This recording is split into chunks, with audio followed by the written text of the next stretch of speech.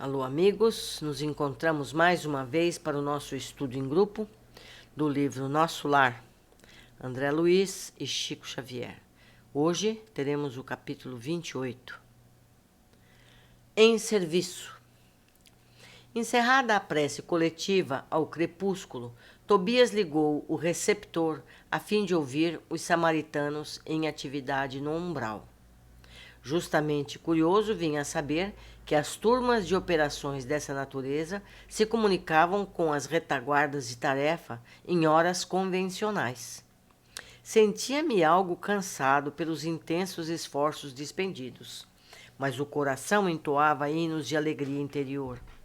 Recebera a aventura do trabalho, finalmente. E o espírito de serviço fornece tônicos de misteriosos vigores. Estabelecido o contato elétrico, olha aqui, gente, vou ler de novo o parágrafo. Estabelecido o contato elétrico, o pequenino aparelho, sob meus olhos, começou a transmitir o recado depois de alguns minutos de espera. Samaritanos ao Ministério da Regeneração. Samaritanos ao Ministério da Regeneração. Muito trabalho nos abismos da sombra.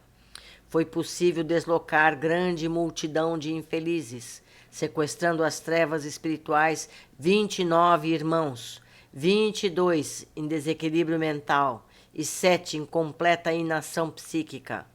Nossas turmas estão organizando o transporte. Chegaremos alguns minutos depois da meia-noite. Pedimos providenciar. Notando que Narcisa e Tobias se entreolhavam fundamente admirados, tão logo silenciou a estranha voz, não pude conter a pergunta que me esbordoava os lábios. Como assim? Por que esse transporte de massa em massa? São todos espíritos? Tobias explicou. O irmão esquece que não chegou ao Ministério do Auxílio de outro modo? Conheço o episódio da sua vinda. É preciso recordar sempre que a natureza não dá saltos e que na Terra ou nos círculos do umbral estamos revestidos de fluidos pesadíssimos. São aves e têm asas, tanto o avestruz como a andorinha. Entretanto, o primeiro apenas subirá às alturas se transportado, enquanto a segunda corta célere as vastas regiões do céu. E deixando perceber que o momento não comportava divagações, dirigiu-se a Narcisa ponderando. É muito grande a leva desta noite. Precisamos tomar providências imediatas. São necessários muitos leitos, murmurou a serva, algo pesarosa. Não se aflija, respondeu Tobias resoluto. Alojaremos os perturbados no pavilhão 7 e os enfraquecidos na câmara 33. Em seguida, levou a destra à fronte, como a ponderar algo muito sério, e exclamou: resolveremos facilmente a questão da hospitalidade. O mesmo, porém, não se dará no que concerne à assistência. Nossos auxiliares mais fortes foram requisitados para garantir os serviços da comunicação nas esferas da crosta, em vista das nuvens de treva que ora envolvem o mundo dos encarnados. Precisamos de pessoal de serviço noturno, porquanto os operários em função com os samaritanos chegarão extremamente fatigados. Ofereço-me com prazer, para que possa aproveitar, exclamei espontaneamente. Tobias endereçou-me um olhar de profunda simpatia, mesclada de gratidão, fazendo-me experimentar cariciosa alegria íntima.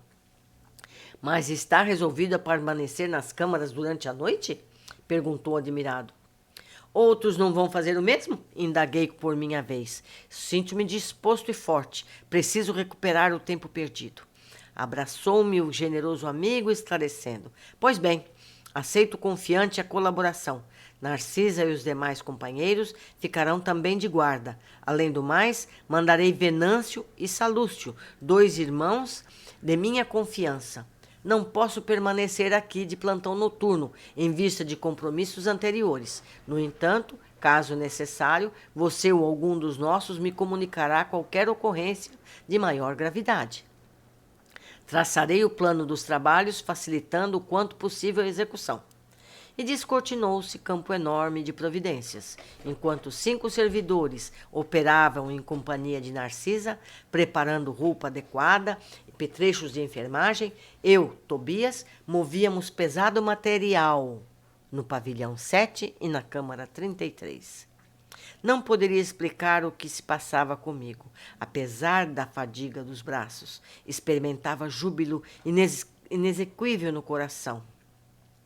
Na oficina, onde a maioria procura o trabalho entendendo-lhe o sublime valor, servir constitui alegria suprema.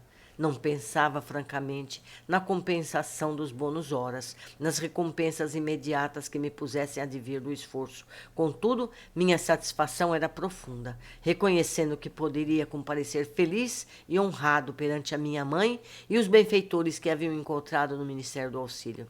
Ao despedir-se, Tobias voltou a abraçar-me e falou: desejo a vocês muita paz de Jesus. Boa noite e serviço útil. Amanhã, às 8 horas, você poderá descansar. O máximo de trabalho cada dia é 12 horas, mas estamos em circunstâncias especiais. Respondi que as determinações me enchiam de sincero contentamento. A sós, com um grande número de enfermeiros, passei a interessar-me pelos doentes com mais carinho. Dentre as figuras de auxiliares presentes, impressionou-me a bondade espontânea de Narcisa, que atendia a todos maternalmente. Atraído pela sua generosidade, busquei aproximar-me com interesse. Não foi difícil alcançar o prazer de sua conversação carinhosa e simples. A velhinha amável semelhava-se a um livro sublime de bondade e sabedoria. Mas a irmã aqui trabalha há muito? Perguntei a certa altura da palestra amistosa. Sim, permaneço nas câmaras de retificação em serviço ativo há 6 anos e alguns meses. Entretanto, ainda me faltam mais 3 anos para realizar meus desejos. Ante a silenciosa indagação do meu olhar, falou Narcisa amavelmente. Preciso um endosso muito sério. O que quer dizer com isso? Perguntei interessado. Preciso encontrar alguns espíritos amados na terra para serviços de elevação em conjunto. Por muito tempo, em razão dos meus desvios passados, roguei em vão a possibilidade necessária aos meus fins. Vivia perturbada, aflita. Aconselharam-me, porém, recorrer à ministra veneranda, a nossa benfeitora da regeneração, que prometeu endossaria meus propósitos no Ministério do Auxílio, mas exigiu 10 anos consecutivos de trabalho aqui, para que eu possa corrigir certos desequilíbrios do sentimento. No primeiro instante, quis recusar, considerando demasia a exigência. Depois reconheci que ela estava com razão. Afinal, o conselho não visava os interesses dela, e sim ao meu próprio benefício, e ganhei muito, aceitando-lhe o parecer. Sinto-me mais equilibrada e mais humana, e creio que viverei com dignidade espiritual minha futura experiência na Terra. Ia manifestar profunda admiração, mas um dos enfermos próximos gritou: Narcisa! Narcisa! Não me cabia reter, por mera curiosidade pessoal, aquela irmã dedicada, transformada em mãe espiritual dos sofredores. Até fiquei cansada. Vamos ver as observações deste capítulo. Primeiro, André descreve pequeno aparelho elétrico de comunicação. Mais uma vez percebemos que no plano espiritual existem tecnologias avançadas. Esse aparelho em especial me fez lembrar os rádios transmissores que antigamente se usava tanto para se comunicar à distância. 2. Precisam de transportes para conduzir os resgatados. Não podem simplesmente carregar essas pessoas levitando com elas. As regiões espirituais têm densidades variáveis e nem todos podem levitar ou transportar-se de um lugar para o outro com a velocidade do pensamento. Somente os espíritos jamais de elevada condição poderiam sair de lá por si mesmo. 3. Apesar de terem grande população em nosso lar, ainda faltam pessoas para o trabalho de assistência. E ainda equipes de trabalho estavam em tarefa no plano encarnado, onde nuvem de treva envolvia a terra. Portanto, se possível, poderíamos contribuir, não adensando essa nuvem de trevas com pensamentos negativos. E melhor ainda seria se contribuíssemos com a melhoria dessa atmosfera, melhorando as nossas próprias vibrações, fazendo orações sinceras, tendo pensamentos positivos. Tudo isso é ajuda. Distribuir sorrisos e cumprimentos por onde passamos já é muito importante. Promover ambiente agradável, atitudes de otimismo e esperança. Outra observação: André e Tobias moviam pesado material de um pavilhão para outro. Então lá há peso. No plano espiritual, os objetos têm peso, como temos aqui na Terra, mas é relativo, é combinado com o tipo de perispírito.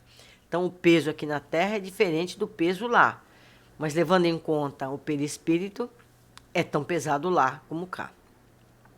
A ideia de objetos diáfanos não é realidade. Tudo é relativo à frequência ou vibração atômica onde estivermos. Mesmo no plano encarnado, o peso dos objetos nos parece diferente segundo cada natureza. O mesmo objeto manuseado na água e no ar nos parece de pesos diferentes. A mesma relação deve ocorrer no plano espiritual. André sentiu fadiga nos braços, ou seja, a atividade física também lega a desgaste, entre aspas, físico, o corpo físico, entre aspas, do perispírito. 5. Por conta desse desgaste, é necessário o descanso. Tobias se refere a 12 horas, o limite diário de trabalho. Por estarem em situação de emergência, eles vão passar a noite acordados, cuidando uns dos outros. 6. Narcisa relata o seu projeto junto às pessoas amadas, mas para tanto ela precisaria estar melhor preparada, reparando erros do passado, relacionado aos sentimentos. Vejam só, ela não cometeu nenhum crime. Ela não foi desonesta.